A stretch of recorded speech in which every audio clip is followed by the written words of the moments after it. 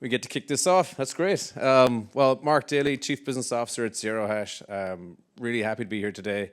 Thank you, everyone, for joining. Thank you to the Dynamic team for co-hosting this event and Ramp for their beautiful office. Really happy to have Hugo here. It's our 6-month anniversary since our last fireside chat.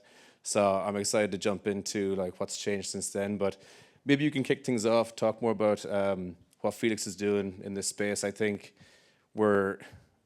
it was mentioned earlier about Circle and IPO of a stablecoin company. I think today their market cap surpassed total USDC that they have minted so far.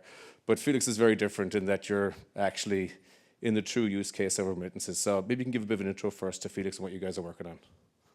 Yeah, of course. First of all, thank you for the invite. My name is Hugo Rodriguez, and I can talk a little bit about Felix Pago. What we do is we do remittances from the US to Latin America, but we do it a little bit different. Everything is built on WhatsApp. For those of you that doesn't know, WhatsApp is pretty much the ecosystem that Latin America is pretty much running on. So you can send messages for free to anywhere in the world. So given that most of the people from Latin America were utilizing WhatsApp already, we decided to build that on top of that. And the second thing that is a little bit different, and that's one of the reasons that we are here, is we have been utilizing stablecoins for years now, pretty much for the back end to make the money movement from the US to Latin America. And so we started working together. It was announced, I think it was Money 2020 last year. I remember you guys had an incredible launch. Volumes were growing like crazy. What has it been like over the past couple of months with I guess, the market cycle that we're in, but also just for your customers? Yeah, I mean, it has been great. We have been growing a lot for the past few years, but seems like now stable coins are cool. So everyone wants to talk about it. Everyone is asking what's that. But yeah, we have been utilizing that for years now. The growth has been pretty much the same, if not better, from the last time that we spoke. We opened more markets. We are now in 6 different markets in Latin America: Mexico, Honduras, Guatemala, El Salvador, Dominican Republic, Colombia, and we are opening a few others the rest of the year. But you guys are a standout in that your customers don't necessarily see stablecoins. Maybe you can kind of just unpack that a bit more of like the actual use case and journey. Yeah, I mean, if you think about it, it's probably a little bit hard for some of us to explain what's crypto, what's a stablecoin, right? Now imagine not only the person that is sending the remittance from the US, but the person that is receiving the remittance in Guatemala, in the middle of nowhere, Guatemala. They're probably either they have never heard about it or they don't care about it, right?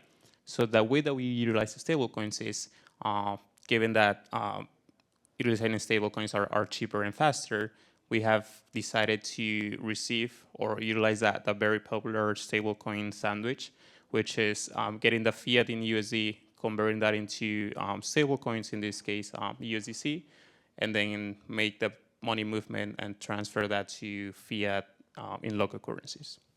And then from like a customer standpoint, you've got 60 million Latinos based in the US. That's like one side of this transaction. You guys had to build this essentially, the 0 to 1 from scratch, but you brought partners in like zerohash for that element as well. Maybe you can talk more about that. What was that process like, in terms of like leveraging infrastructure to get access to customers? Yeah, no, I mean, zerohash has been a great partner to Felix.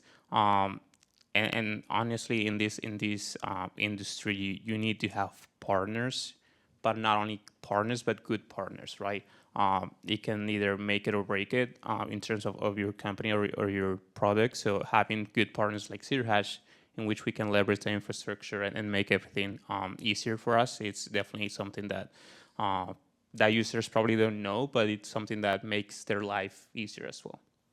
I guess if I was to jump on to maybe another piece of your product, you've opened up new markets over the past couple of months. You guys do the stablecoin sandwich flow.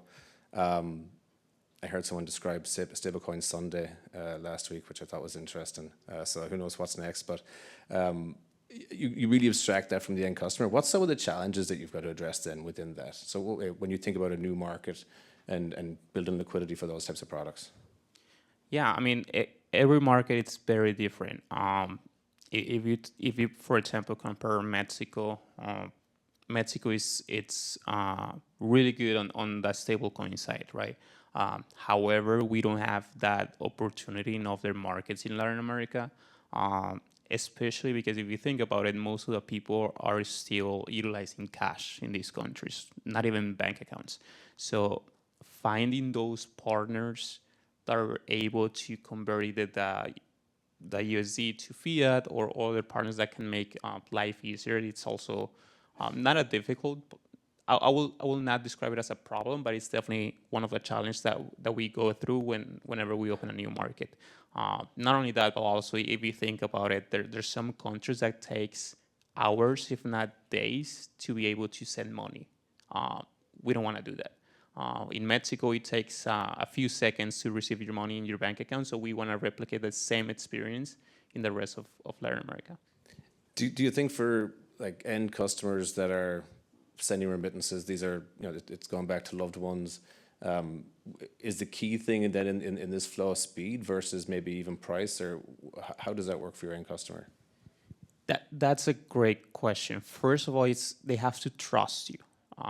At the end of the day, it's money from very hard working people that they're on average they're sending about 20% of what they earn in the US back home. So it's trust. The second one is I will say probably fees. Stablecoins is one of the reasons that we are able to have a lower fee versus some of the competitors, and also the speed. At the end of the day, I feel like everyone in here, if not most of us, will prefer to get or pay faster than slower. So definitely that will be another way. There's some recent commentary just online too from like other CEOs of payment companies. It feels like every company's working on some sort of strategy in this space right now. And I guess there's some who are still maybe a little bit behind on that. What's your take on like other remittance companies maybe building into this type of flow and technology as well versus like standardized process that they have today? I think it's probably difficult, especially because there are giants. I mean, I don't know how we can describe them, either giants or dinosaurs that has been in the space for years or decades. So being able to not only add stable coins, but also probably make the whole switch into stable coins they're going to take time. Even probably some hard conversations internally. But I think it's definitely where the industry is going to. And I got to ask, what's next for Felix? What are you guys working on next in terms of markets or products? I mean, we definitely have a Christmas list at the company of different products that we want to offer our users. One of the things that we have been thinking about is probably finally giving the opportunity to users to be closer to stablecoins.